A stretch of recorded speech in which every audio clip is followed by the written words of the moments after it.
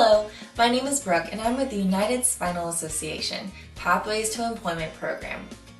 Have you thought of returning to work but need to create a resume that will highlight your strengths but you don't know where to start?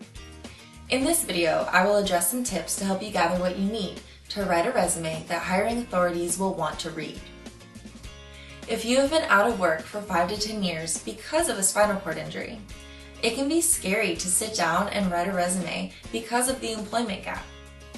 Considering this, the focus of this video will be on how to prepare a functional resume. A functional resume highlights an individual's skills instead of their employment history. So let's begin. Step number 1, write an objective and a summary statement. For the objective statement, you will want to be straightforward. First, think about what your interests are. What kind of job do you want? Where would you like to work? For example, a clear and precise objective statement might say, customer service representative or office manager. It clearly states the job you are seeking. However, this objective could change depending on which job you are applying for. Next, you may want to add a summary to your resume. This section could be titled in a few different ways, such as skills summary. Or, if you have skills in a specific area, you could write those job positions as the summary title. For example, if you're an IT technician, your summary title might say, Software Specialist and Programmer. This summary piece describes more information about you and your experiences to the hiring authority. The summary should highlight your accomplishments, skills, and any relevant certifications in 4 sentences or less. Step number 2, write down the skills you have that relate to the job description. This may involve a multitude of skills such as soft skills, hard skills, and transferable skills.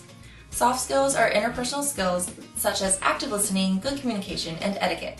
These are skills that cannot be measured. Hard skills are items like video production, business analysis, or analytical reasoning. These are skills that you can sell or learn. And finally, transferable skills are skills that you may use in your everyday life that can be transferred to a job. If you do not think you have skills, you do. It is perfectly okay to sell your potential. This is where transferable skills come into play. For example, you may have managed your parents' finances throughout their elderly years, which could easily transfer to a job. Or maybe you have organized your medications, found ways to get places without your own transportation, maneuvered how to access buildings when they weren't accessible, or scheduled doctor's appointments. These are problem-solving and organizational skills that many people without a spinal cord injury do not have and can be transferred over to practical job tasks. You can do so much more than you think you can. What types of activities do you perform every single day that other individuals without a spinal cord injury do not? What activities did you do before that you can creatively adapt and perform differently now? Reflect and think creatively about these tasks. Were you an advocate for something?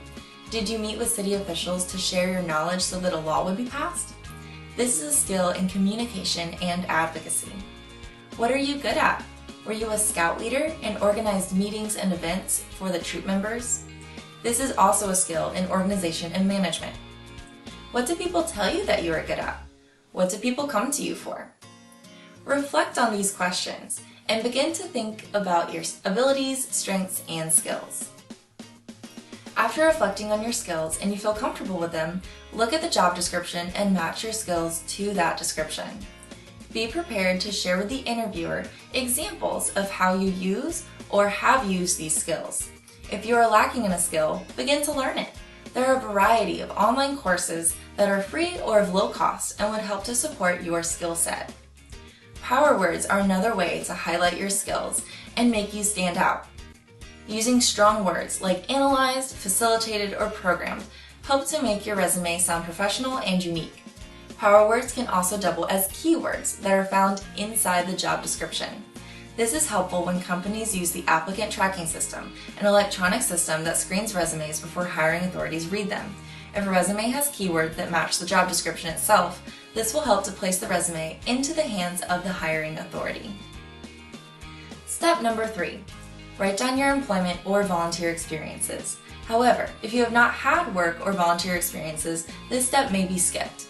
But if you do have experiences to discuss, you may write down your job positions in reverse chronological order, meaning your most recent job position first, including the name of the company and the years employed there. Volunteer experience involves a lot of skills, making this a very important piece of your resume. Do you volunteer at church or teach Sunday school? These skills should be placed into your resume because they are just as important as work skills. Step number 4. Write down your accomplishments and achievements. This step may also be skipped if necessary.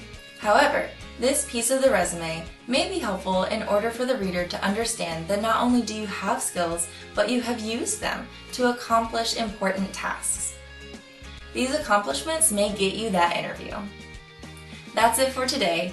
Thank you for tuning in to the United Spinal's Pathways to Employment program. We are here to help you return to work.